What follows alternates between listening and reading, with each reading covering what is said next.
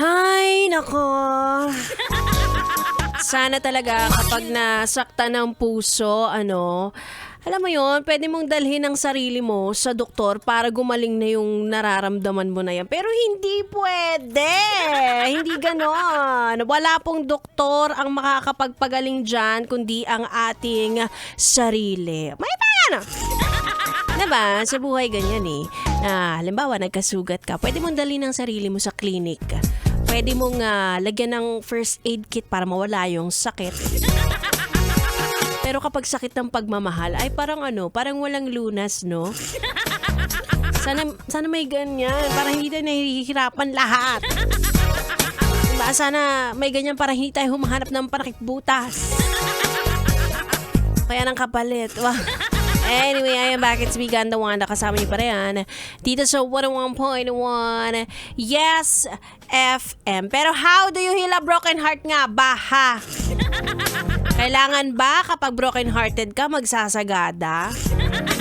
Kailangan ba magkakape ka sa Tagaytay?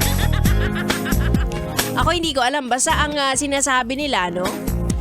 Fully healed ka na daw kapag nakahanap ka na ng kapal.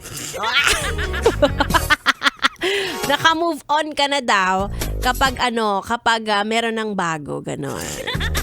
At saka yung mga taong nagsasabi na hindi sila maka-let go, kasi pinipili nilang hindi mag-let go. Ayan. Sabi ni Joshua, kumakati na raw kapag humihilom. Tama kapag sugat. Kapag sugat, di ba? Alam mo magaling na kapag kumakati na. Diba? Ganun yun. Tapos saka mo siya ipapakamot sa iba. Ewan ko sa inyo. Ganun yun. O sa mga pumasok ang 2025 nang nagmo-move on, huwag kayong mag-alala. Oras lang naman ang makakapagsabi na ikaw ay naka-move on na. Ganyan. Piliin nyo na kasi mag-move on. Sasabihin nyo na, hindi, wala nararamdaman, nakikita ko pa rin siya. Paano hindi mo makikita? Stalk ka ng stalk sa Instagram. Diba? Lagi mo pang kinakain yung mga kinakain nyo noon. Choice din talaga yan minsan. Diba? Hindi kita masisisi kung kung siguro accidentally narinig mo yung team song nyo. Habang nakikinig kayo sa amin, kasalanan namin yun. Pero yung ikaw yung mismong pipili ng mga actions mo para hindi ka maka-move on, kasalanan mo na yan. Ang bagal-bagal mo siya, nakahanap na ng kapalit, ikaw wala pa rin. Naka-in a relationship ka pa rin, pero sa sarili mo na lang. Hay, mag-move on ka na, hoy. Hindi yung sinasayang mo yung biyahe mo, yung 2 oras mong biyahe kakaisip sa kanya. Samantalang may sinasakay na siyang iba. Hala!